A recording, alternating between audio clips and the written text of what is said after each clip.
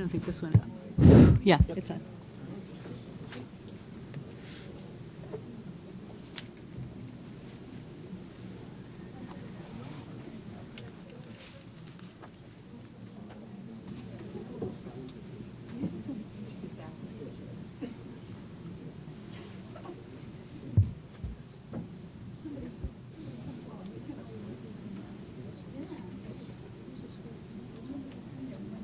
How do you do things like spelling things like names?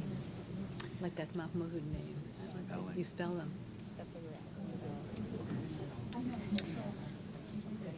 I would like to welcome everyone on behalf of the National History Center of the AHA and the Woodrow Wilson Center.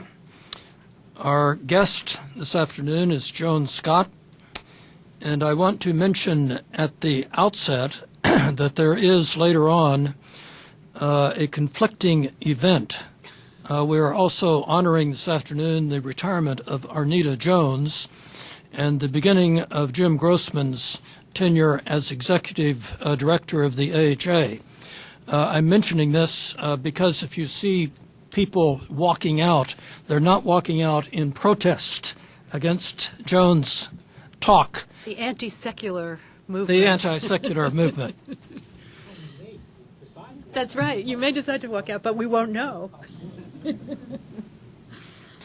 A very long time ago, I was at a AHA session, and the person introducing Joan Scott said that by writing the article, Gender, a Useful Category of Historical Analysis, that it had made her the most famous historian in the country. Now, she's heard that so many times since that she's, I understand, quite bored with it and doesn't even bother to blush when she's described in such a way. I think that the purpose of an introduction is really not to go through the resume, but to throw the speaker slightly off guard, to rattle her just a little bit. But with Joan Scott, I don't want to do that. I just want to thank her on behalf of the National History Center and the AHA for her wonderful contributions over a very, very long period of time. Joan? Thank you. Well, I'll take exception to the most famous thing. It's only measured by the number of hits on my article on gender on JSTOR, the AHR, since the records have been kept. So it's a sort of modest and quite contained or quantitative measure of visibility or attention, not necessarily of fame. Anyway, what I'm going to talk to you about today developed out of the last book I wrote, which was called The Politics of the Veil, and it's about the French law banning headscarves in 2004, or it's the history and the background of that law. And when I was working on it, the chapter I had the most difficulty working on was the chapter on secularism, what the French call laïcité, and insist is the only, that it's an untranslatable word. As is usual, the French have the monopoly on universalism. It's French universalism that is the only good universalism. It's laïcité that's the only good secularism, and so on and so forth. I was dubious about that. But the reason that the chapter was so hard to write was because there was this tremendous conflict within me about my own secularism, which is avowed and explicit, and the sense that I was dealing with a set of issues that were had politicized secularism and used it to discriminate against Muslims and against religion in a more general kind of way. And so I wanted to kind of do more about secularism. And what I'm going to read you today is the first attempt I have done, or my first attempt, to think about the question of secularism and argue that it's been in some ways misrepresented in the debates, particularly about Muslims and their religious practices. This paper is actually called Secularism, S-E-X, Secularism, because every time I typed the word secularism, I typed an X instead of a C. And we won't go into it now, but I was sure this was a slip of the finger, if not of the tongue, and there were many interesting Freudian associations to do with that, but I'm not going to do that at all. What I'm contesting is the most frequent assumption that secularism encourages the free expression of sexuality, because this paper is about secularism and gender equality. You'll see it's very hard for me to separate the words.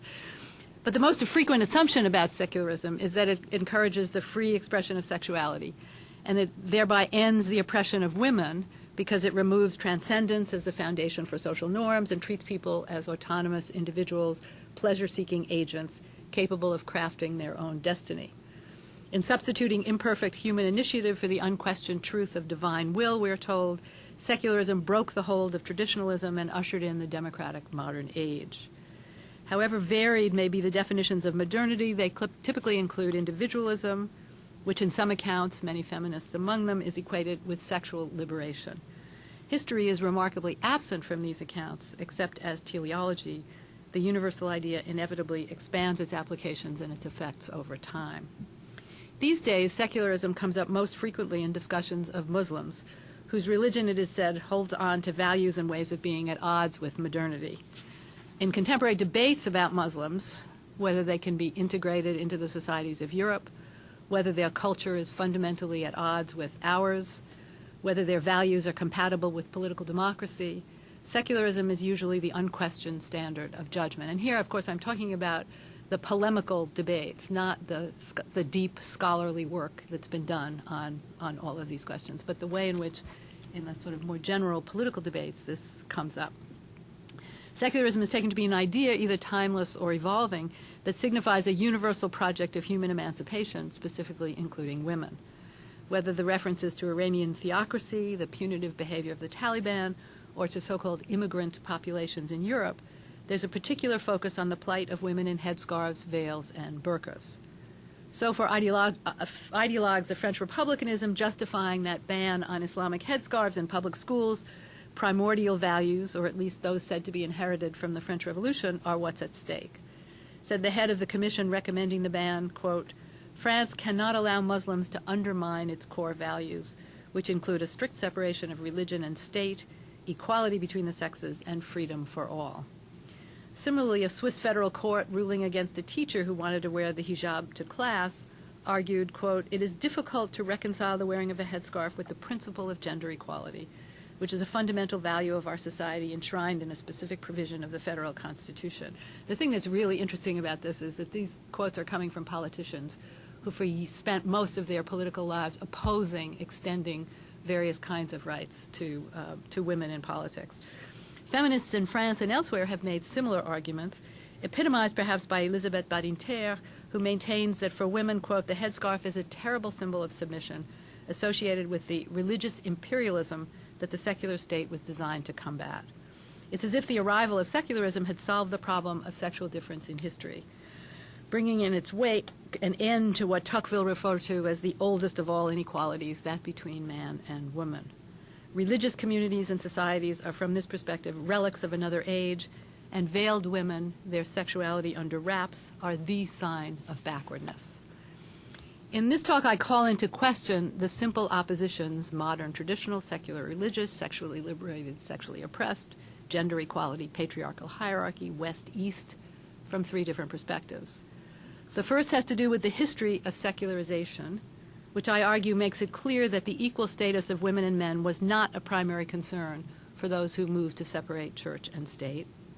The second thing I interrogate is the notion of individual agency that so often informs discussions of the emancipatory effects of secularism.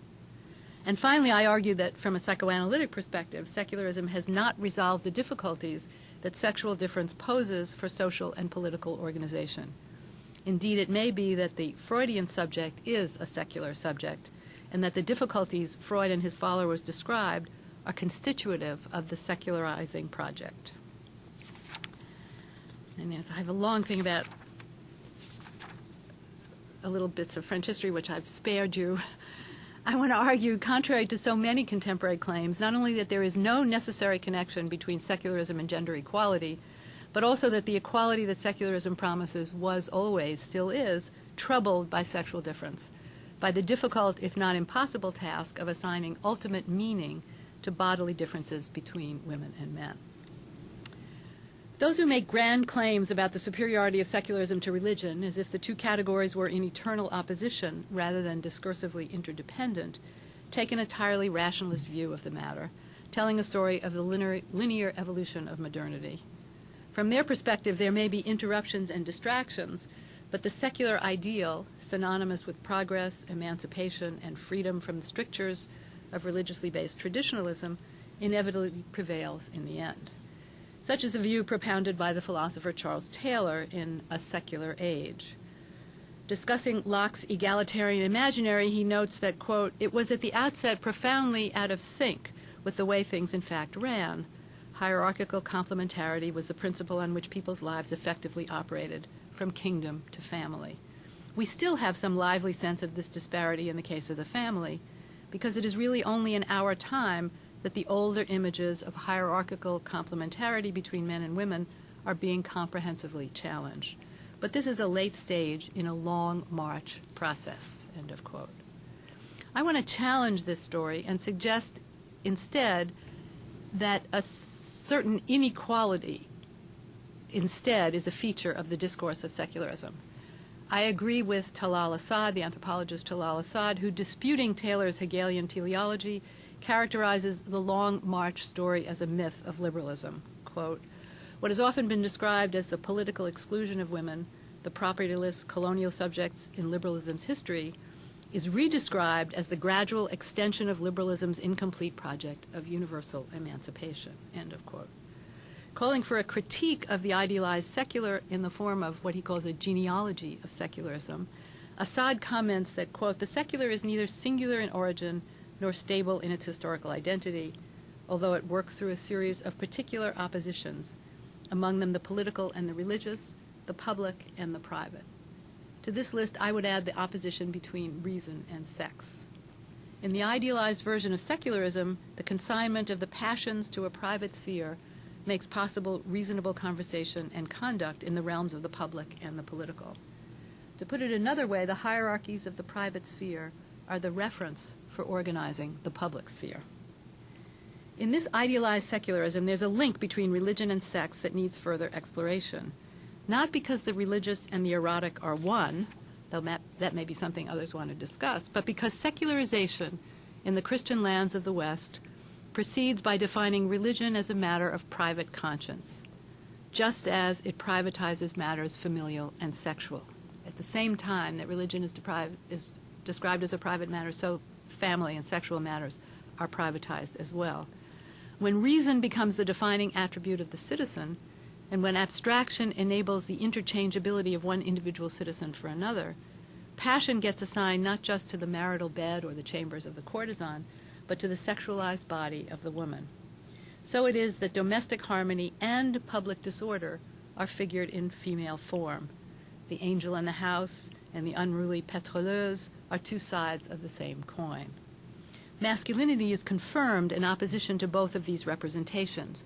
Men are the public face of the family and the reasoning arbiters of the realm of the political. Their existence as sexual beings is at once secured in relation to women and displaced onto them. The public-private demarcation, so crucial to the secular-religious divide, rests on a vision of sexual difference that legitimizes the political and social inequality of women and men. It's not simply that religion and sex are to private conscience what politics and citizenship are to public activity. They are intertwined categories because in the process of secularization in the West, women, the embodiment of sex, were usually associated with religion and religious belief. Indeed, the feminization of religion was a phenomenon that drew anxious comment among American Protestants during the 19th century. The susceptibility of women to priestly influence was long the justification for not giving them the vote in the Catholic countries of Europe. and their role as the bearers and embodiments of tradition, which included customary religious practices, created dilemmas for leaders of revolutions of national liberation in the 20th century. The assignment of women and religion to the private sphere was not in the first articulations of the secular ideal about the regulation by religion of female sexuality. Rather, feminine religiosity was seen as a force that threatened to disrupt or undermine the rational pursuits that constitute politics. Like feminine sexuality, it was excessive, transgressive, and dangerous. So, to cite an example from France during the Revolution, you have the revolutionary armies going out to enforce the laicization or the state takeover of religion. We have this vehement comment from a representative in mission in the Gers, whose task was to stamp out the church's influence, quote, "And you bloody bitches, you are the priests' whores, particularly those who attend their bloody masses and listen to all their mumbo-jumbo," end of quote. So it's religion and women that are tied together in that representation. The danger of feminine sexuality was not taken as a religious phenomenon, but as a natural one. Secularists removed God as the ultimate intelligent designer and put nature in his place. Nature conceived not as an outside force, but as an essence that could be inferred from all living things, humans included. To act in accordance with nature was to fulfill one's inherent capacities, and for humans, these were determined by sex. The major political theorists from the 17th century on assumed that human political actors were men. They did not cite religious explanations for women's exclusion from active citizenship. Instead, they pointed to the qualities that followed from the incontestable biological difference of sex. So the historian Tom LaCour has documented the ways in which 18th century medical writing informed political theory. Quote, "The truths of biology had replaced divinely ordained hierarchies or immemorial custom as the basis for the creation and distribution of power in relations between men and women," end of quote. Men were individuals owning that property in the self that enabled them to conclude contracts, including the founding article of political society, the social contract. And men could be abstracted from their physical and social embodiment. That's what the abstract individual was about. Women, in contrast, were portrayed as dependent, a consequence of the dedication of their bodies to reproduction. They were not self-owning, thus not individuals. And there was no abstracting women from their sex. When the French revolutionaries who attempted to domesticate the Catholic Church banished women from political meetings and active citizenships, it was on the grounds of biology. Quote, "The private functions for which women are destined by their very nature are related to the general order of society. Social order results from the differences between man and woman. Each sex is called to the kind of occupation which is fitting for it. Its action is circumscribed within this circle which it cannot break through, because nature, which has imposed these limits on man, commands imperiously and receives no law." The point is that at the originary moments of secularism, in its democratic or republican forms, but also well into its history, women were not considered men's political equals. The difference of sex was taken to be a legitimate ground for inequality. The United States Constitution included an establishment clause in 1791. Women got the vote in 1920. The French Revolution subordinated church to state for a time. The law that enacted today's laïcité was not passed until 1905, and women were enfranchised only in 1944. In these countries, although women are now voters, there are still only small proportions of them in legislative bodies. Today, women account for some 18% of the deputies in the French National Assembly, about 16% in the House of Representatives. Moreover, even after enfranchisement, civil and family law remained on the books that placed women in a dependent, inferior position despite their formal legal rights. In the United States, although there were statutes that recognized married women's independent contractual rights, judges continued well into the 20th century to apply common law notions that define marriage in terms of a wife's domestic service to her husband. Similarly, in France, provisions of the Civil Criminal Code dating from the Napoleonic era remained in effect until they were reformed in the period 1965 to 75. Until then, husbands controlled their wives' wages, decided whether or not they could work for pay, and determined unilaterally where the family would live. Married women did not have individual bank accounts, and their sexual transgressions were punished more severely than men's. In these countries, the glass ceiling is everywhere evident in a time of changing sexual norms now, no more so than during the past months of financial turmoil, as mostly men in dark suits and ties gathered around tables in boardrooms and government offices to devise a fix for the latest crisis of capitalism. If all of what I have described so far can still be accommodated by the Long March story, other factors make it more difficult. The formal enfranchisement of women did not end their social subordination. Even when, after years of feminist agitation, women in these democracies won the right to vote, references to a biologically mandated sexual division of labor were used to place them in a socially subordinate relationship to men. In many countries, the enfranchisement of women was conceived as the extension of group, not individual rights. The formal rights of the citizen for women did not translate into social and economic equality. Citizenship did not change the norms that established women as different. They might gain formal political equality, but substantively in the family, the marketplace, the arena of politics itself, they were hardly equal. If in recent years there's been a sexual revolution, what the French sociologist Éric Fassin refers to as an extension of democratic logic to the realm of sex and sexuality, this has yet to translate into equality across the board. Indeed, it's striking in France that the very same politicians who in 1999 ridiculed feminist demands for a law granting equal access to elective office for men and women became great advocates of women's equality when it came to talking about Muslims in 2003. It's precisely the gender and other discriminations which remain in secular societies that are obscured when secularism and religion are categorically counterposed. That's because gender, the assignment of normative roles to men and women, is most often taken as an entirely social phenomenon. The psychic dilemmas presented by sexual difference are not taken into account. When they are, we may find that processes of secularization have historically served to intensify rather than relieve the dilemmas that attend sexual difference. And much of what I've said so far is based on a huge body of second-wave feminist historical scholarship that surprisingly doesn't come to the fore when these discussions about Muslims and religion and secularism come to play. Some of the very same feminists who did that work, showing very clearly that the democratic project left women out for a really long time, and in fact only conceded certain rights to women when there were great protests on the part of feminists and suffragists and others. Some of those very same feminists, when it comes to talking about Muslims, evoke these notions of secular emancipation versus religious oppression, as if their own histories didn't, in fact, have something to say about the easy associations that are made in those kinds of discussions. In order to look at this, I think, or to think about the history of secularization, we have to think of it not as a singular evolutionary process, but with a series of questions that separate its many strands. There are a number of different histories that need to be written from this alternative perspective. They would aim at eliciting the changing meanings of the term secularism, as well as its relationship to sex and sexuality.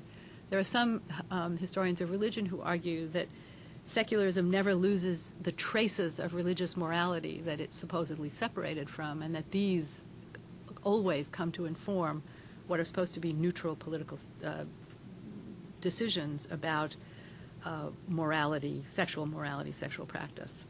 But the different places I would look, and this is a kind of sketch of how one might begin to think this genealogy of secularism, one would have to do with state formation in the West and the contest for power with religious institutions, the most literal aspect of the process of secularization. Here, the effects of privatizing religion need to be thought in relation to the privatization of the domestic sphere. A second area of study would have to do with the dissemination of secular ideas elsewhere, what they were and how they became a template for modernity outside the West.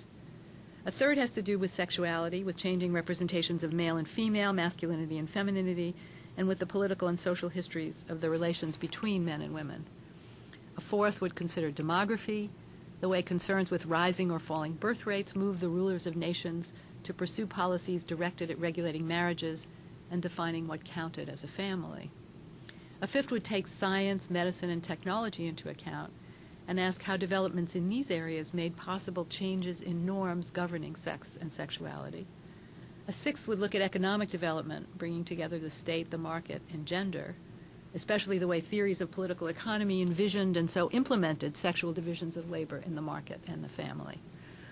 These different strands, of course, intersect and influence one another, but I don't think in the way the long march teleology that Taylor invokes imagines. Rather, the intersections are disparate, discontinuous, and contingent. They don't all fall into line at the same time and in the same way. That's why we need histories to illuminate and account for them. Only then will a genealogy of secularism be possible.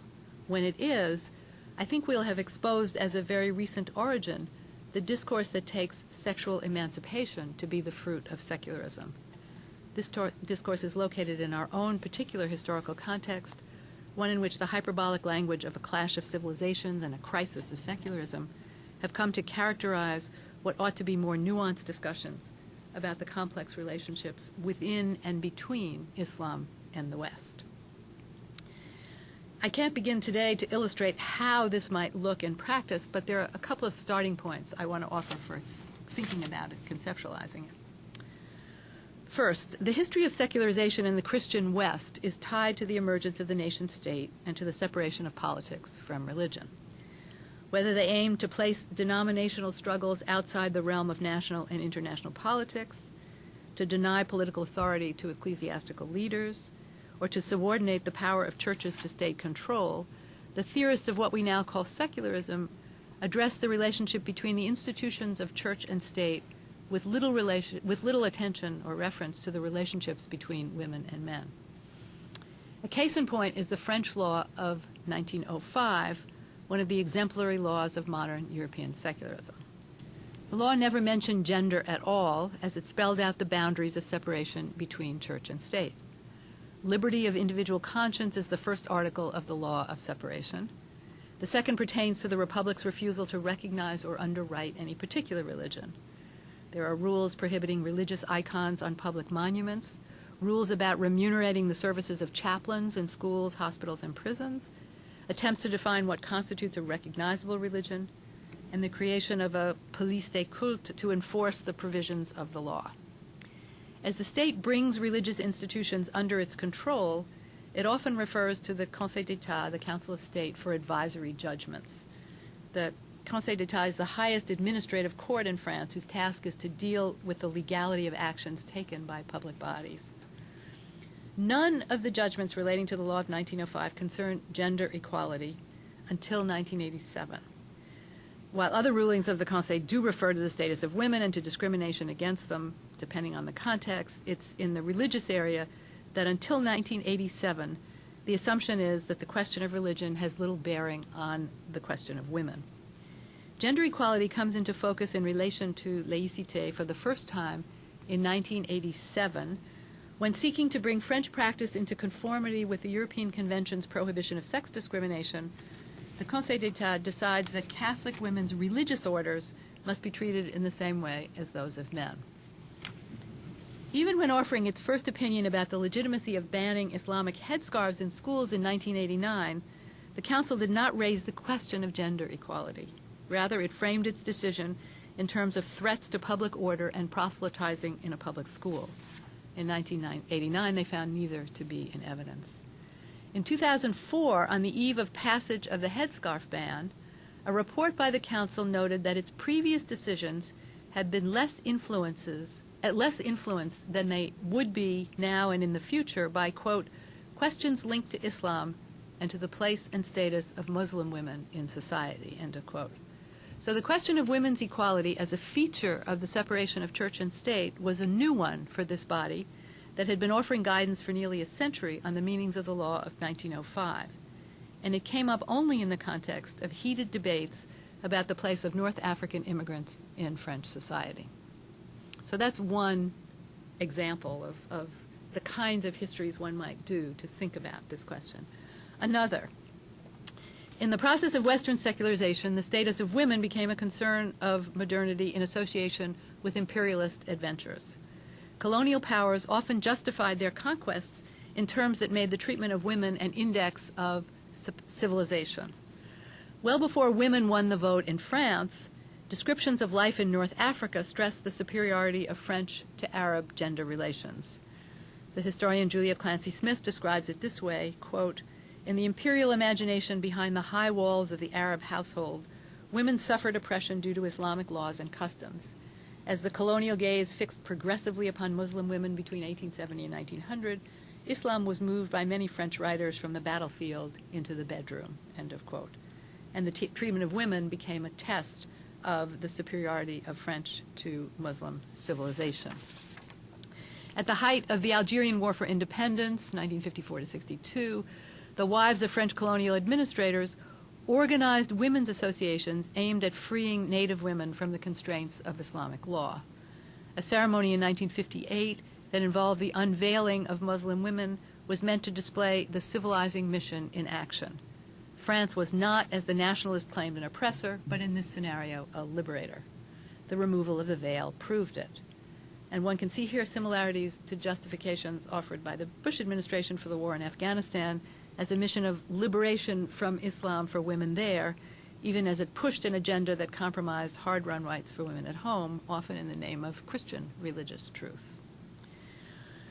Just to go on with the imperial examples, Algerian nationalists, many also committed to some form of modernity, found themselves caught between refusing the promise of colonial emancipation and offering their own form of it.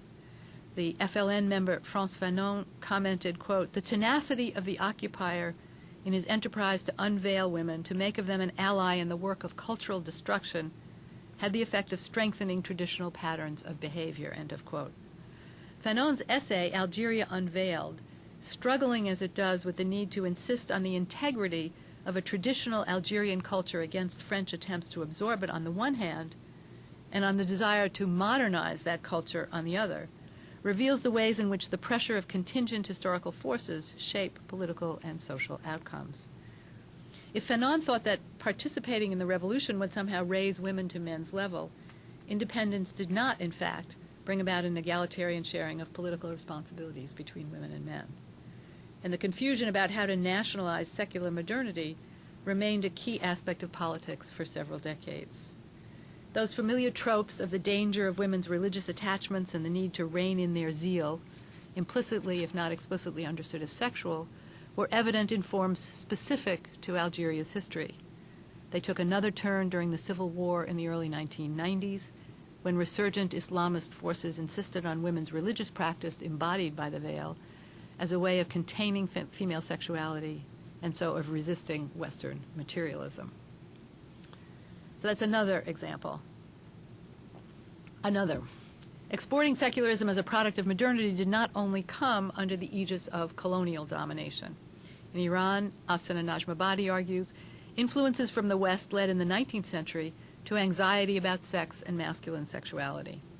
Well before the Shah's reforms in the 20th century, quote, "The modernist project of female emancipation centered on the desirability of heterosocialization, unveiling women and encouraging them to socialize with men, and transforming marriage from a sexual contract to a romantic one, was premised on and productive of the disavowal of male homoeroticism.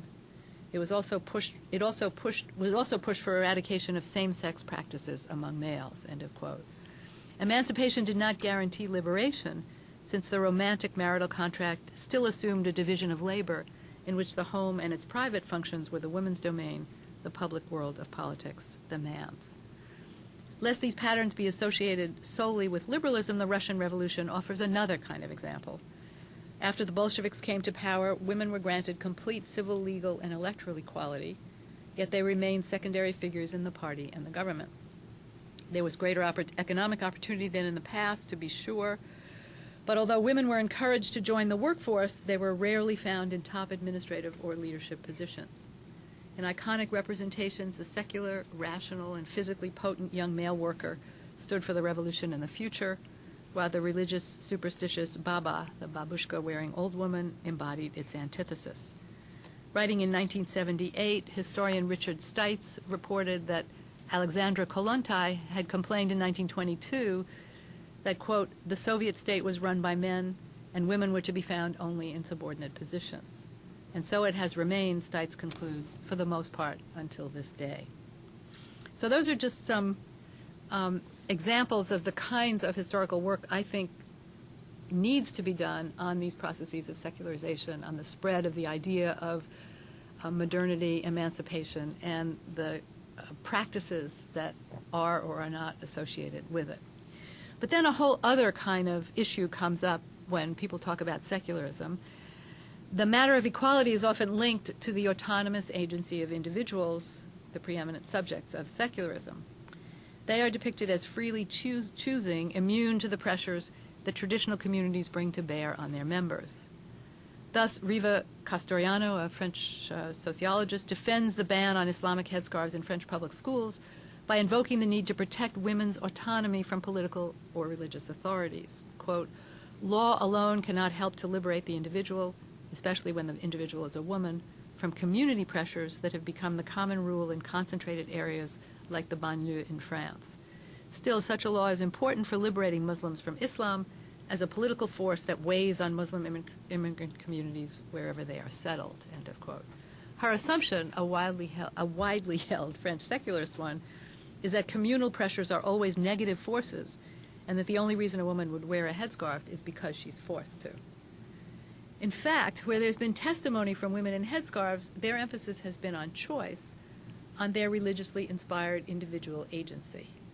And in the more general debates about religion and secularism, historians have reminded those feminists who equate religion, patriarchy, and the subordination of women that the first wave of feminism drew on deeply held religious principles for its arguments. Indeed, it was white Protestant women who staffed the temperance, abolition, peace, and purity movements in the United States, gaining a space in public life as voices of Christian morality. And their arguments rested on biblical passages and on their interpretations of theological texts. Second wave feminism often forgets this fact in its anti-religious secular emphasis. The historical insight to be gained here is not a teleological one. Feminism did not evolve from religious to secular, but a contextual one. We have to ask what distinguished the 18th and 19th century movements from the late 20th century ones. One of the interesting things about recent scholarship on religion has been its critical examination of the nature of religious agency, some of it in the light of theoretical work on the constitution of subjects. The writings of historian of religion Phyllis Mack on Quaker women in 18th century England and of anthropologist Saba Mahmood on women in pietistic Islamic sects in late 20th century Egypt call into question the secular liberal concept of agency as the free exercise of self-willed behavior, the expression of a previously existing self. Mack argues that in order to understand the extraordinary actions undertaken by Quaker women, quote, "We need a conception of agency in which autonomy is less important than self-transcendence, and in which the energy to act in the world is generated and sustained by a prior act of personal surrender." Similarly, Mahmoud suggests that, quote, "Agentival capacity is entailed not only in resistance to norms, but in the multiple ways one inhabits those norms," end of quote. She reminds us of Foucault's definition of subjectivation, quote, "The very process and conditions that secure a subject's subordination are also the means by which she becomes a self-conscious identity and agent," end of quote. Foucault analyzed liberal subjects in these terms. Mack and Mahmoud suggest it applies also to religious subjects. And this leads them to a strong critique of the insistence on individual autonomy in some secular feminist emancipatory discourse. Mack explores the Christian paradox of freedom in servitude to God. She writes that Quaker women, quote, "define themselves as instruments of divine authority who found in self-transcendence the freedom to do what was right," quote. "The contradiction between the ideal of self-transcendence and the cultivation of a competent self was resolved by turning the energies of the individual outward in charitable impulses towards others," end of quote. Mahmoud maintains that pietistic Islamic women she studied did not see their religious practice as a means of expressing an established identity, but of enacting a virtuous life, one that aspired to fulfill the ethical standards of, quote, "the historically contingent discursive traditions in which they were located." These traditions, according to Mahmoud, were not throwbacks to the past, but modern, and they need to be understood as such. Quote, "The relation between Islam and liberal secularity," she writes, "is one of proximity and co-imbrication, rather than of simple opposition or accommodation. It therefore needs to be analyzed in terms of the historically shifting, ambiguous, and unpredictable encounters that this proximity has generated. Similarly, Mack refuses to position her Quakers against the secular Enlightenment. Rather, she says there was a new kind of psychic energy, a spiritual agency, in which liberal notions of free will and human rights were joined to religious notions of individual perfectibility, group discipline, and self-transcendence, and in which energy was focused not on the individual's interior state, but on the condition of other deprived groups." End of quote. Whether addressing themselves to the needs of others or personally meeting a set of ethical requirements, these religious women present themselves as individuals who make choices, albeit within a set of normative constraints. Neither Mack nor Mahmoud denies that gender inequality is a feature of these religious movements. Indeed, Mahmoud acknowledges her own initial repugnance for, quote, "the practices of the mosque movement that seem to circumscribe women's subordinate status within Egyptian society," end of quote. But she goes on to insist on the importance of understanding not only what is involved in the social conservatism of piety movements, but also the sources of our own secular feminist desire to condemn them as instances of forced subordination or false consciousness before we understand what they're about.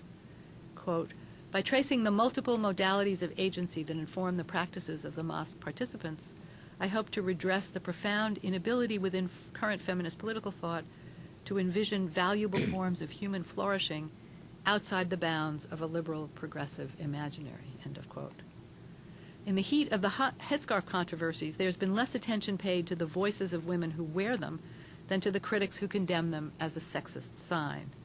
Since they take the sign to have only one meaning, the critics see no need to ask women why they wear head coverings. Moreover, any question that disputes their interpretation is dismissed as false consciousness. There's a kind of reverse fundamentalism at play here, with secularists insisting on their perception of it as the truth of the veil. Quote, "I am a feminist and I'm allergic to the headscarf," a French teacher tells a Muslim student as she orders her to remove the hijab. When the girl replies that she's chosen to wear it against the wishes of her parents, the teacher tells her, quote, "When you remove your headscarf, you will return to normality," end of quote. "What does that mean?" the girl asks. "What is normal in a class where students are allowed to wear dreadlocks? That is apparently normal, but not my headscarf," end of quote. This is in France, this example. This kind of outspoken challenge is an indication of a certain agency, a strong assertion of the right to have one's religion recognized as an integral aspect of a self, even if that self has been given over to or realized through submission to God. The theme of choice is evident in the various testimonies offered by young women in headscarves. Here are a few from France. "It's my choice, after all, if I don't want to show off my body," or "I wear the veil to submit to God, and I am totally responsible for my submission, but that also means I submit myself to no one else, not even my parents. I give myself to God, and this God promises to protect and defend me, so those who want to tell me what to do, to hell with them." And from Turkey, the New York Times recounted the story of a woman named Hava Yilmaz, who, against the wishes of her parents, dropped out of school rather than remove the headscarf she had chosen to wear at age 16. "Before I decided to cover, I knew who I was not," she explained. "After I covered, I finally knew who I was." As was the case with Mack's Quakers, the defense of their right to religious expression has led many of these women to public activism, but not the kind usually associated with Islamist radicals who seek to impose their way of doing things on everyone else. Neither is there an endorsement of state-mandated covering for women as in Saudi Arabia or Iran. Rather, the campaigns protest the forms of discrimination the women experience in their countries, a discrimination that takes the headscarf as its object, but is also about religious, ethnic, social, and economic difference. The point is not to force everyone to do as they do, but to be recognized as legitimate members of a national community. In France, the Feminist Collective for Equality, founded there in 2004 at the time of the headscarf ban, affirmed the right to wear or not to wear a headscarf. This was a group of women who came together after they were ousted from a feminist meeting because they were wearing headscarves. And they joined with a group of so-called native French women, women who don't wear headscarves and who are French, not of Muslim or Arab background. They formed this collective, and they dedicated itself to fighting against all forms of discrimination, and they refuse any single model of emancipation. And this is, quote, We fight against the obligatory veil and against obligatory unveiling, for the right to have our heads uncovered or covered. It is the same fight, the fight for freedom of choice, and more precisely for the right of each woman to dispose of her body as she wishes. It's very interesting the way they link sort of the right to control one's body to the right to wearing a headscarf. These are recognizable liberal democratic values, freedom of choice and women's control of their bodies, and they indicate the kind of blending that Mahmoud refers to. Said one of the members of the feminist collective in France, "I'm a French woman of Western culture and Muslim religion." So the message is clearly mixed. Discourses of religious devotion and ethical deportment combine with assertions of modern notions of individual rights and pluralist democracy. They are as susceptible to change as any other discourses. Although the fight is about religious expression in public places, these women assume the neutrality of the state. Indeed, bans on headscarves are taken to be a violation of state neutrality and of the citizens' freedom of religious conscience. There's no tolerance either for the argument that the state must protect women from religious conservatives who would force them to veil. These young women, and most of them are young, consider that to be a form of paternalism in contradiction to principled commitments to equality. For them, it is as objectionable in its way as state regulations that would mandate wearing the veil. Many of the women defending their right to wear a headscarf admit that not all covered women freely choose it, but that is no different, they insist, from women who feel pressured by their boyfriends or husbands to conform to the dictates of Western fashion, or to take an extreme example, from prostitutes forced by their pimps to wear miniskirts and heavy makeup. There are a range of explanations for any woman's choice of clothing, so why insist on only one meaning for the veil? Agency, then, is not the innate property of an abstract individual, but the attribute of subjects who are defined by, subjected to, discourses which bring them into being as at once subordinate and capable of action. It follows that religious belief does not in itself deny agency.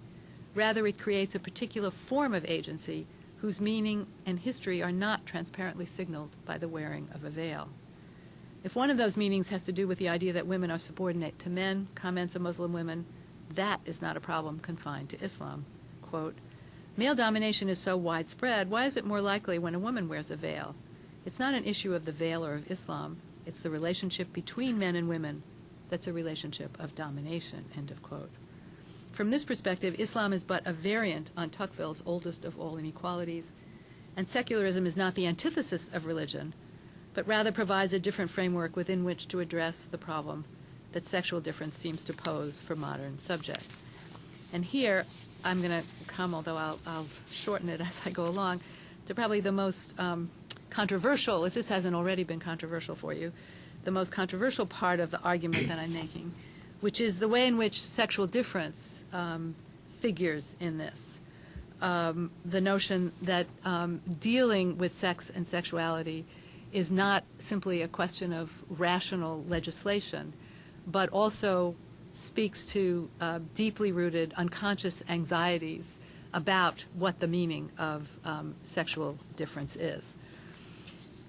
So to the extent that, and here I rely on psychoanalytic theory to make the case. I have to say that in doing this, I not only run the risk of being told that I'm not being historical, but I also run the risk of feminists and queer theorists telling me that sexual difference and psychoanalysis are the evil parts of the story, are the parts that have in fact created normative expectations, reinforced them, reproduced them, and made it more difficult rather than less difficult for either women's emancipation or gay, lesbian, trans, and so on emancipation. I don't agree with those arguments. I think one can read psychoanalytic theory and use it to advance our understanding of some of these things, and in fact to the place in which sexual difference, or the role sexual difference plays in some of these notions of the secular, and to explain in some ways the discrepancy between the commitment to universalizing notions of equality and the difficulty of making those work in the area of sexual difference. So very briefly, the enigma of sexual difference is at the heart of any psychoanalytic theory. Despite norms that attempt to prescribe behaviors for men and women said to conform to their bodily requirements, Confusion remains about the very issues secularism supposedly laid to rest. The confusion is expressed in fantasy, but also in conflicting attempts to impose definitive meaning. How define the pleasure liberal subjects are said to be free to enjoy? What is the relationship between individual rights and the operations of desire? Whose desire is at issue? Men's, women's, both, neither, in a sexual relationship? Is Lacan's comment that there's no such thing as a sexual relationship simply a pessimist's gloss on love or an astute diagnosis of the dissymmetry between male and female desire in modern societies? Like Freud, Lacan begins with the assumption that psychic identities do not correspond to anatomical bodies. Masculinity and femininity, male and female, are psychic positions, not expressions of innate biological makeup. They are, moreover, not clearly defined ways of being, even if there are social norms that presume to offer irrefutable definitions. Instead, there's a gap between anatomy and its sexuation, and thus between psychic and social or cultural processes, the former casting doubt on the prescriptions of the latter. That gap, the lack of fit between physiology, sexuality, and desire, which can never be closed, explains the recurring and perhaps perpetual difficulty of pinning down the meanings of sexual difference. Sexual difference is an intractable problem. The problem is confounded by a dissymmetry between the different sexual positions, male or female, that precludes a complementary parallel or even inverse relationship. When Lacan said that whatever position a subject ended up in precluded a relationship with another subject, he didn't mean by this that there was no sexual relationship, no sexual intercourse. Of course, that happens. What he meant was that there was no direct relationship between women and men insofar as they are women and men. In other words, they don't interact with each other. Something gets in their way of a relationship. Something, Lacan says, skews this interaction. And that something is the phallus, the signifier of desire. I don't want to sort of subject you to all of this at too much length, but it does seem to me really important to think the psychic, the psychoanalytic, in relation to some of the things that I've been talking about. According to Lacan, the child's individuation is accompanied by an imagined loss of wholeness, of the time when all demands were satisfied by an other whose attention focused exclusively on the child. Coming into language and separation from a primary parental figure, usually a mother, both involve a certain alienation, the loss of what seems in retrospect to have been the pleasure, the jouissance associated with total fulfillment. This imagined loss or lack is what Lacan means by castration. Desire is the impossible wish to recover the loss or replenish the lack. Its signifier is the phallus. And he then goes on to talk about the different relationship that the masculine and feminine positions have in relation to the phallus. The masculine one becomes the universal one, the feminine one the particular one. And again, we can talk about this if you want to talk about it in the discussion period, in the question period. I don't want to go on at great length. The point of my exercise of this, or my doing this, is to say that if we take Lacan's theorization of modern sex subjects to be located in modern history, not to be eternal, but to be part of this history of the modern, the secular, and so on, we can ask a series of questions that can be answered historically. How does the identification of masculinity with the universal and of femininity with the particular connect to secularism's ideas of public and private, to the abstractions of citizenship and the definition of women as the sex? Are these timeless attributes of sexual difference or the specific characteristics of secular subjects, and so historically based patterns of psychic development? Are there unique ways in which secularism addresses the question of sexual difference at the level, the psychic as well as at the social level? Does it matter if God or nature or culture is the foundation on which explanations for the differences of the sexes rest? How does it matter? Are there particular approaches to sexuality that can be called secular? Are they necessarily linked to gender equality in its substantive as well as its formal implementation? Or is gender equality paradoxically undermined by psychic processes associated with secularism that insist on the irreconcilable differences, the spheres, private and public, that separate women and men? What have secularists meant by equality? How is this varied in context? How has this changed over time? And what has equality signified in relation to psychic anxieties about the meanings of sexual difference?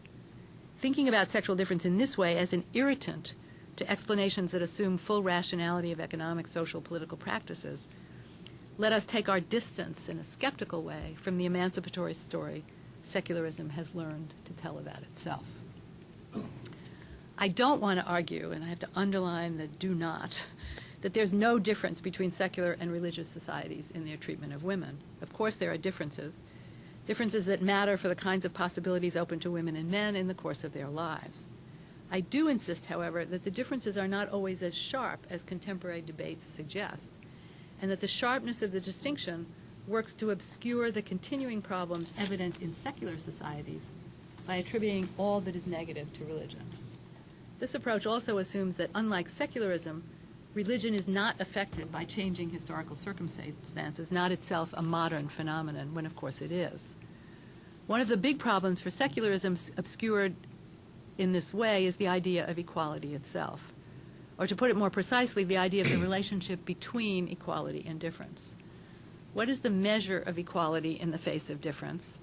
How reconcile the very different forms of equality, political, substantive, subjective, and the fact is that one does not necessarily guarantee the other? This is a problem that liberal secularism has struggled with in the course of its long history, and not only in reference to women and men, but to race and to other kinds of differences. One effort at resolution, the one we're now witnessing in dramatic form in relation to Islam, is the displacement of the problem onto unacceptable other societies with other kinds of social organization. It is this displacement that I want to call into question, insisting instead on a more nuanced and complex historical approach to the two supposedly antithetical concepts, the religious and the secular. Such an approach not only offers greater insight on both sides of the divide, but calls into question the divide itself, revealing its conceptual interdependence and the political work that it does. This then opens the way to thinking differently not only about others and about ourselves, but to the nature of the relationship between us, the one that exists, past and present, and the alternative one we may want to construct. Thank you. Thank you.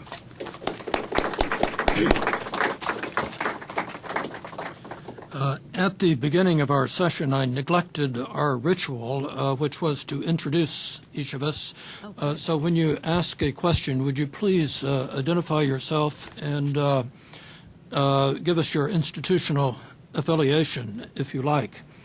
Joan, I have a question about I suppose about the chronology of all of this. I followed the latter part, the theoretical part, in relation to what you called the long march, or the eternal side of the story, from the Enlightenment on through the French Revolution and beyond to the specific French legislation in 1905 and critical dates later, such as the Algerian Revolution.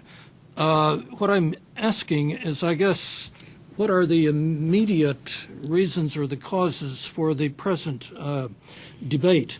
Now, I take it that it would be the headscarf 2003, 2004 that kind of focused people's attention on all of this. But is this part of what you would call the shifting chronologies, in which it's really difficult to assign a specific reason for the present preoccupation with all of this, or do you have to understand all of it in terms of the context? Well, I think the current debates predate the headscarf law and now the burqa law. That's the latest. Are symptomatic rather than causal or events in the process. I mean, I think at least in France, if we're going to take France, but probably in the countries of Christian Europe, it's a post-colonial phenomenon, right? You have the influx of immigrants of all kinds, but particularly in France from the colonies, in Germany from Turkey. You have guest worker programs of all kinds that bring in these former colonials. If they're not former colonials of Germany, they're somebody else's, or if they're Turkish, it's a different relationship. But it's still the phenomenon of bringing in populations who do not share the culture and religion of the countries, which is not to say that any of them were homogeneous to begin with, but that the sort of now they'll say Judeo-Christian post-World War II, before it was the Jewish problem. I mean, in some ways, the Muslim problem is the Jewish problem of the 21st century. And the Islamophobia is the anti-Semitism of the 21st century. So I think it begins much earlier. I think it begins post the 60s, probably the 70s, as these populations come in. And once there are all sorts of laws passed that allow them to settle rather than treat them simply as guest workers who go back and forth, the presence of these strange populations becomes an issue. Certainly in a country like France, unlike the United States, where Muslims immigrants are predominantly middle class and have all sorts of backgrounds and training, and in France, these are the poorest of the poor. These are the sort of these are people who do the poorest work, who live in segregated housing out in the outskirts of cities, and so on and so forth. And figuring out how to integrate or assimilate them is an issue. So probably at least from the mid-70s, I would say, on. Then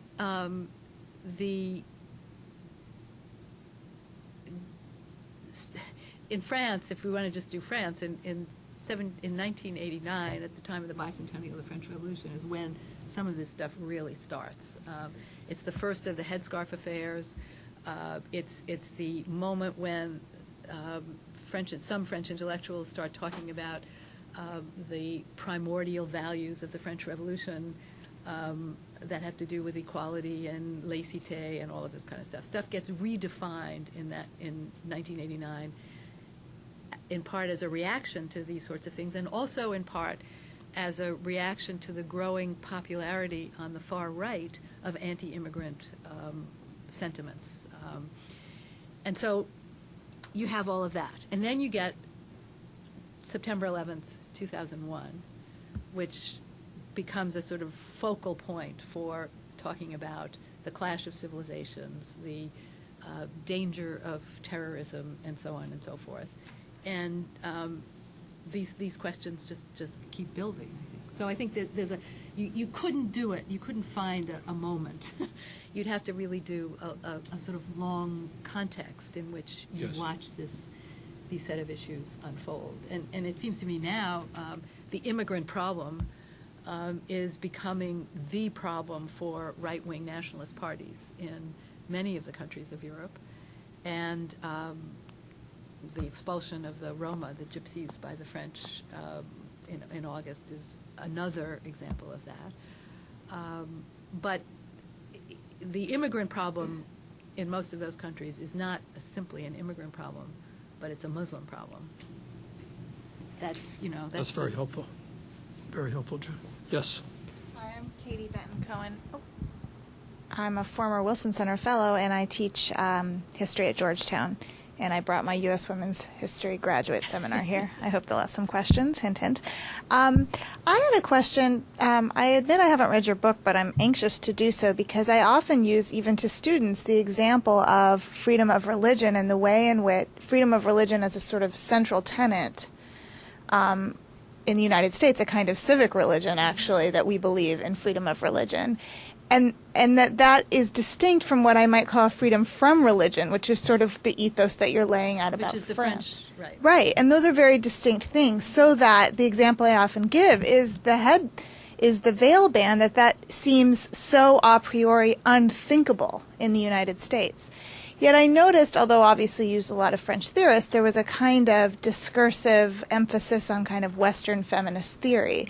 And I wonder if you might differentiate a little bit about French feminism and U.S. feminism on this issue, or if that's even an appropriate question. But I'm just, I used to feel very sanguine about this, of course, until the debates over the mosque in New York over the last several months that made me question my assuredness that this kind of thing wouldn't happen in the United States. But there's something really deeply un-American to me about the veil ban.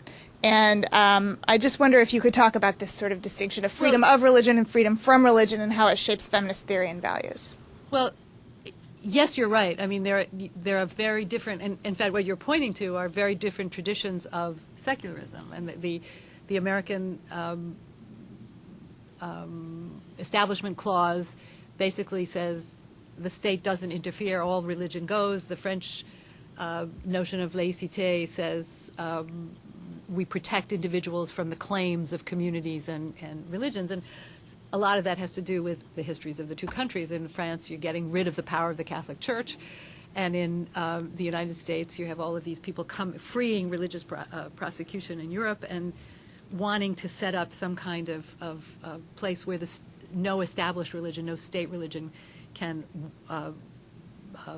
censor or not allow their religious practice. So yeah, you definitely have that. But there's another step in all of this, and which is the anti-religious position of much of second-wave feminism, which sees in religion, in the United States as well as in France, and the bad example is evangelical fundamentalists, but it's not only that, but which sees in any religion repression and intolerance and the impossibility of freedom for women. So that, I mean, it's anecdotal, but I have friends who are wonderful feminists and who will say, I can't stand those veils. I mean, I just, it means oppression. You can say anything you want. Saba Mahmood can say, and there's huge controversy with Saba Mahmood's work in which she says, okay, what we're talking about here is, yes, subordination. Yes, the endorsement of a notion of inequality between women and men, but you have to grant it its agency. You have to grant the choice to the women who are making it. And there's a great antipathy to that, and not only to Christian fundamentalists, to Muslims, to Orthodox Jewish practices. All of that is, in the eyes of groups of secular feminists, a difficult situation to accept, I think. But do U.S. feminists ever call for banning the veil? No. You would never get that. No, because of what you said. I mean, there would be no way that they would call upon the state to interfere in religious practices. But in what do you do when a student comes when veiled students come into your class? How comfortable do you feel, and do you want them to feel being there? What do you do when students object to your teaching on the grounds that it interferes with their religious beliefs? I mean, it's easy, I think, to say, I teach what I teach, and you don't have to stay if you don't like it. But the notion that that is going to come primarily from religion and religious groups, and that it's religion that's the obstacle, is, I think, more prevalent among some, at least, second wave American feminists than you would imagine. It's our thinking about what counts as emancipation that matters, and what counts as emancipation is freedom from religion. And there, I think, no, I don't think you get people advocating the ban. Although, if you brought up a question of burqas and who could wear burqas when, you might get a very different kind of response. I think they do have to take you do have to see their face. But it would come up here. But I mean, even more than that, what about my class?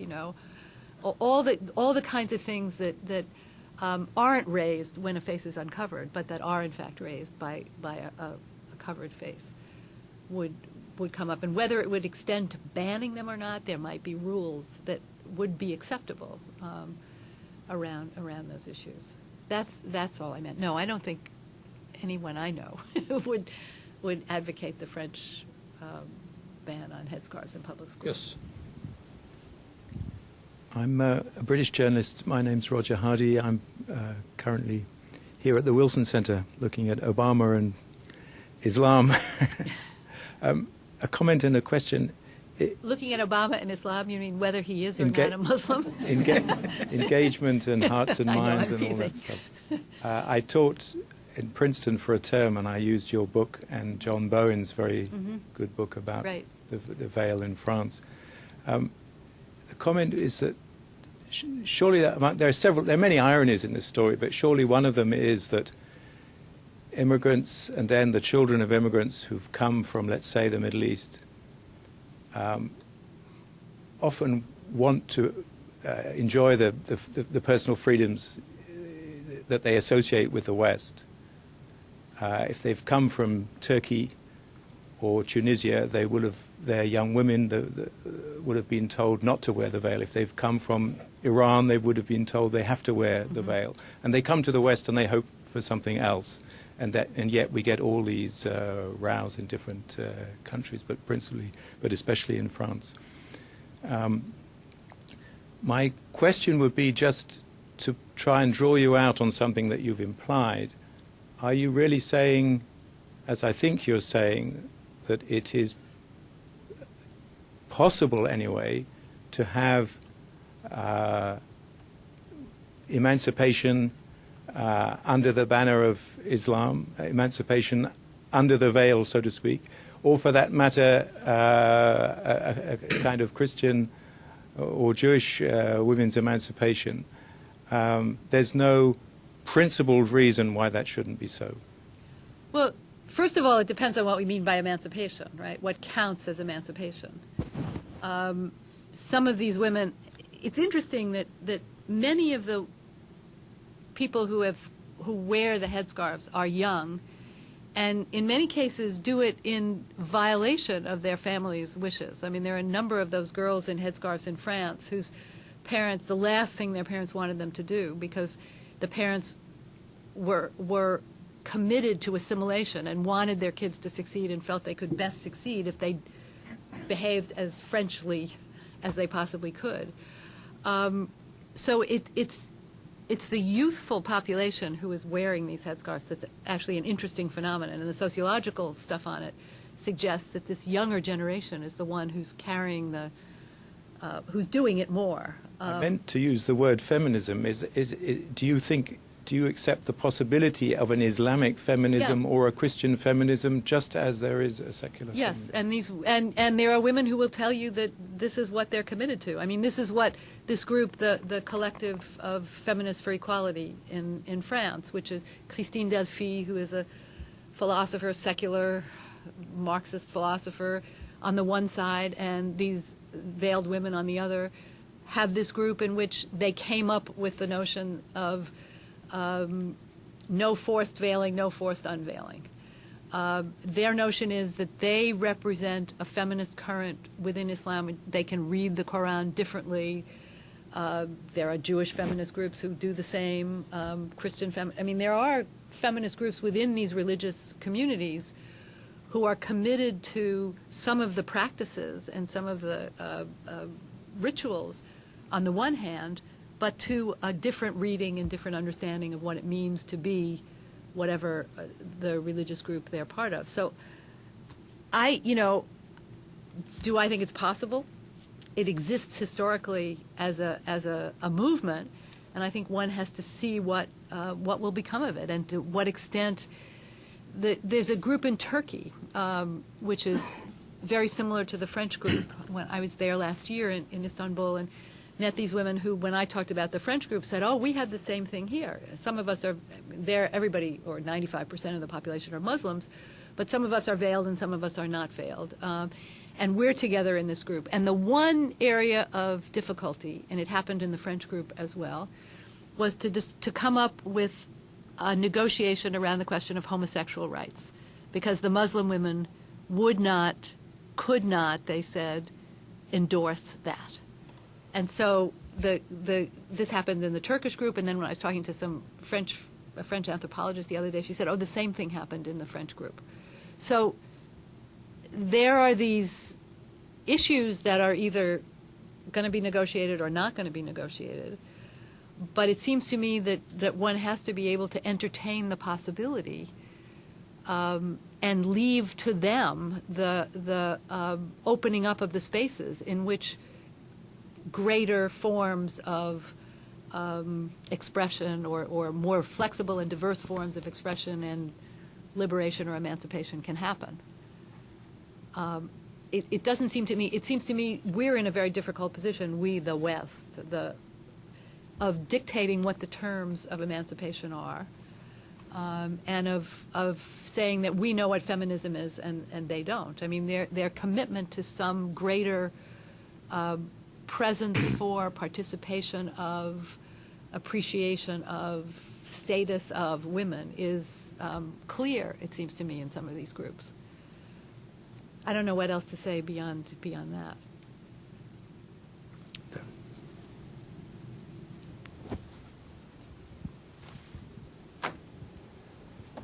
Thank you. I'm Don Wolfensberger with the Congress Project here at the Wilson Center. I found it interesting when you were mentioning how secularism sort of replaced God with nature, because it immediately came to mind the words from the Declaration, where Jefferson said, you know, when they're throwing off the old bonds, we appeal to the powers of the earth to enjoy separate and equal station. And by the laws of nature and nature's God, throwing them both in there. Jefferson was a deist, sort of on the verge of probably being a secularist, believed in the Creator, but not in the God on an everyday basis. But I'm just wondering, you mentioned the history of, or different histories of secularism. One of the terms that we hear a lot in this country is the linkage of secular and humanism. Mm-hmm. And I'm wondering, are there different histories of that? Because on the one hand, you think of humanism as being sort of the idea of the perfectibility of mankind, eventually reaching some great good for all of mankind. But if you look at Jefferson, I think he looked more at the individual and individual freedom. And I think what your talk touches upon is the difference between the individual freedom and then the society's outlook on what is for the greater good. And that's sort of what we're playing off between what we see maybe in our country and the way we view the headscarf, and in France, where they're looking at the greater good and how religion in the public sphere might interfere with the greater good, the common good. Well, I would love to know. I don't know the answer to secular humanism, but I think secular humanism gets joined together probably in the late 20th century. But I don't know. If anybody knows, it would be really interesting to know when that term, when you think the two together. You know, it's the sort of. You think so? When And do you I think? can't tell you when.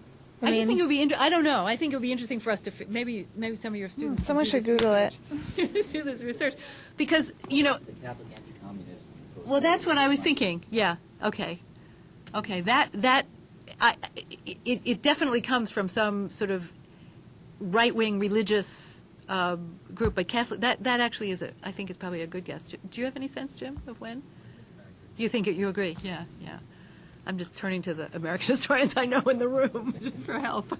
But, okay, so that in itself is an interesting question, just when it gets linked together, how it gets linked together, if it's secular or if it's religious Catholic anti-communism that's linking the two together.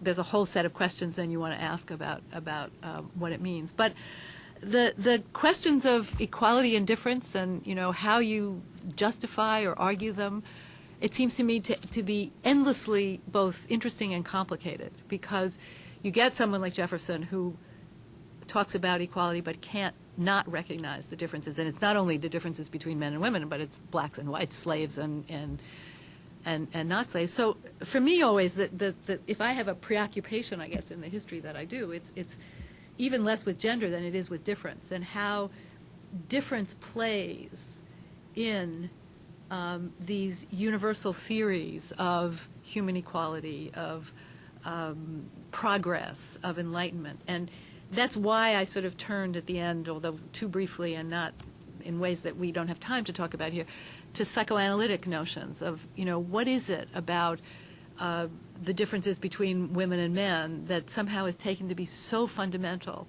that you can point to that as a way around the question of perfect equality.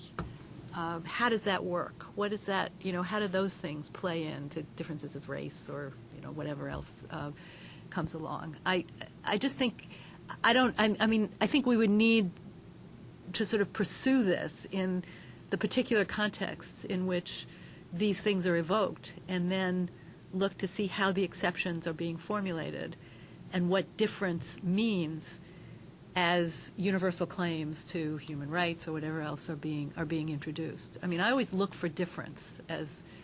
I apologize. I have to run. Gender calls me. I have to pick up my wife at work. So thank you very much. Thank you for your question.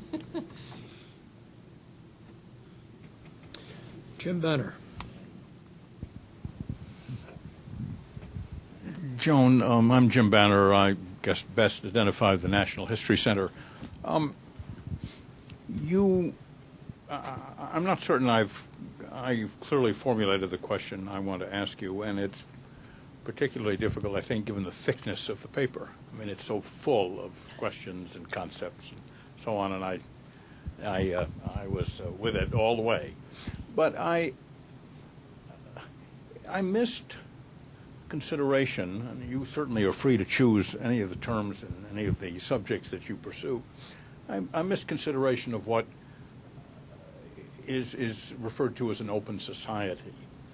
Mm-hmm. And I wonder if part of what you define as secularism and the march of the growth of secular thinking, secular institutions, secular law, and everything else over many centuries isn't also part of the history of the creation of open societies, which it has always seemed to me is far more freighted with as freighted with difficulty as anything else that human beings have tried to create. We Americans probably do a better job of it than others, and we struggle with it all the time, but an open society is a society, in my way of thinking, in which just about anything that doesn't do harm to anybody else is accepted and tolerated. I mean, it's protected, perhaps. That's much easier for us. Maybe it's because of the differences between the United States and France regarding the freedom of religion and the absence of a state church in the United States. But the French seem to have greater difficulty than Americans do with creating and living with an open society in which they have people from all over the face of the earth trying to live out their lives and their choice, men and women differently and so on. I guess I don't. What do you mean by an open society? Well, I'm saying a society in which just about anything is permitted as long as it doesn't threaten anyone else and doesn't constitute a crime. I mean, so homosexuality in the United States. Exactly. How long has it taken? That would be one, surely. But how long has it taken to I can't even say legalize it to end discrimination? No, I'm saying, but I admit it. The United States has not successfully done that. But that is what seems to me drives part of American history, to create that kind of society. And I wonder if that isn't part of what you term secularism. Well, I mean, an open society seems to me too. It's George Soros's institute is what I thought of when you first said it, the Open Society Institute, and designed to sort of mark the West against the communist or the ex-communist part of the world, the end of the Iron Curtain made possible for what he called an open society. I don't, maybe, although it might be possible to think an open society with a certain kind of religious set of beliefs too, so then it wouldn't be secular. But I guess I'm trying not to define secularism. Last week in the Institute we had a really interesting paper by a political theorist in which she kind of did a heuristic model of what a secular society was, the neutrality of the state, and all forms of sort of truth, arguments in which there's ultimate truth behind the argument. And she had a whole series of things, and there were huge arguments and discussions, as you can imagine, from the historians who said, well, such societies never exist. And she said, I know they don't exist, but this is just an attempt to sort of imagine, to provide a kind of model, a heuristic model, against which we could measure the successes. And the anthropologist said other things, and it was a really interesting discussion. But I'm not trying to define the secular. I'm sort of wanting to take the discourse at its word. Okay, what do people say the secular is? What do people say the history of secularism is? And then ask how they're defining it, and argue, in this case, that the opposition between the secular and the religious is, in fact, the way secularism got constituted. There's somebody else working this year on a project about how religion becomes an academic subject. Religion becomes an academic subject, it turns out, as states consolidate and secularize. And the religion in universities becomes not the theology taught to potential priests or ministers, but an object of study against which the powers of the secular state are defined, or the meaning of secularism is defined. So secularism is defined in opposition to religion, the secular, the religious. And what I was trying to do here was refuse something of that opposition, or deconstruct that opposition. And so I'm not sure what I would mean by secular. I want to take the language that's offered and ask what they mean, what it means, what is being offered as notions of the secular, and then look for the ways in which it's contradictory, it doesn't live up to what it says, and thereby undermine the sort of political potency that it has, at least at this moment, in the arguments particularly about Islam and Muslims. So I think I have sort of rough notions of what they mean, but I don't work with a notion of sort of the secular against which I can then define the success or not, the differences or not of these different. I mean, the differences obviously emerge when you say, okay, what do they mean? What does French laïcité mean as compared to the American separation of church and state? That kind of thing.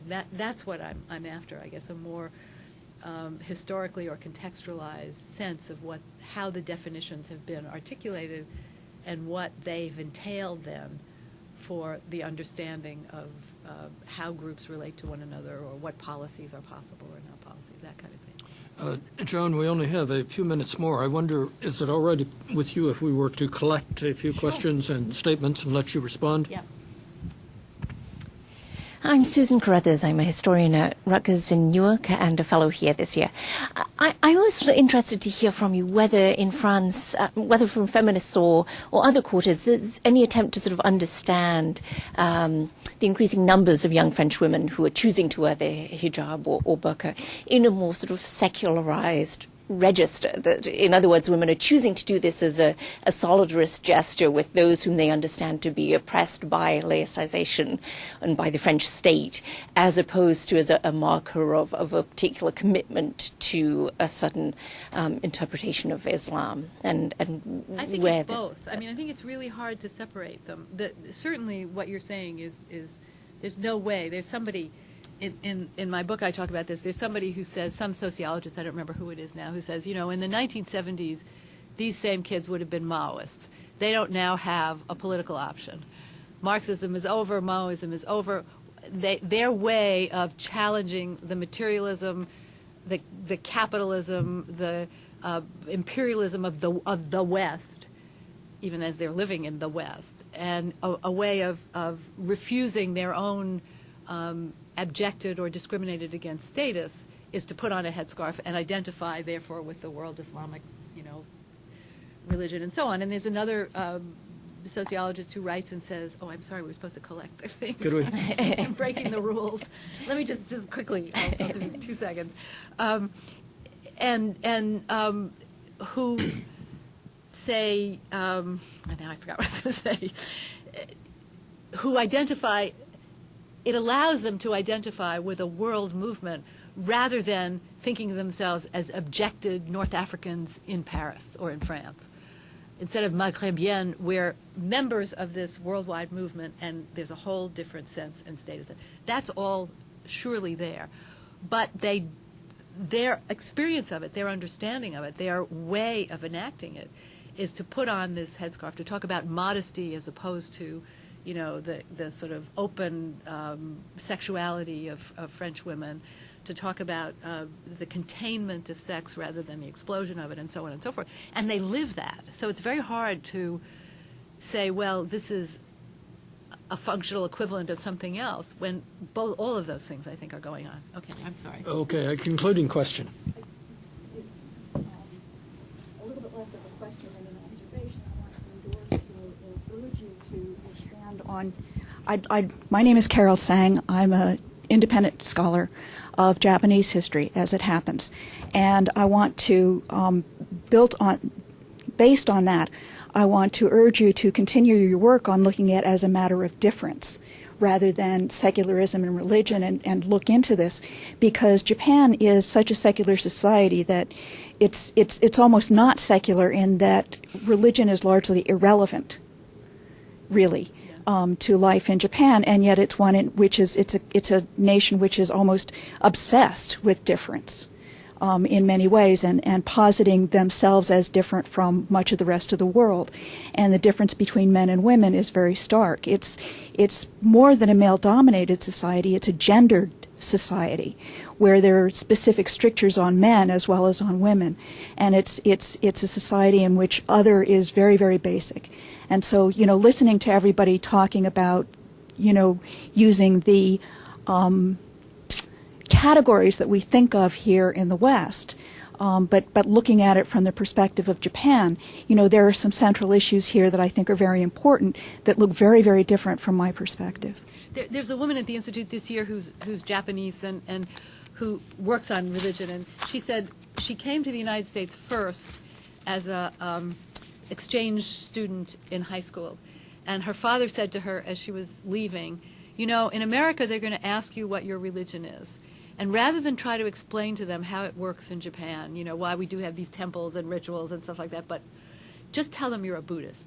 And she said, so I became a Buddhist when I went to the United States, for an entirely secular society. But it just points up the point, I think, that you're making.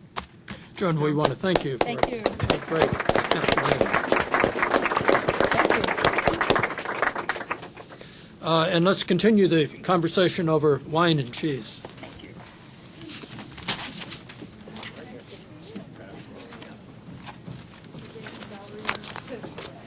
It's really Terrific, interesting. terrific, Well, terrific. It's really interesting.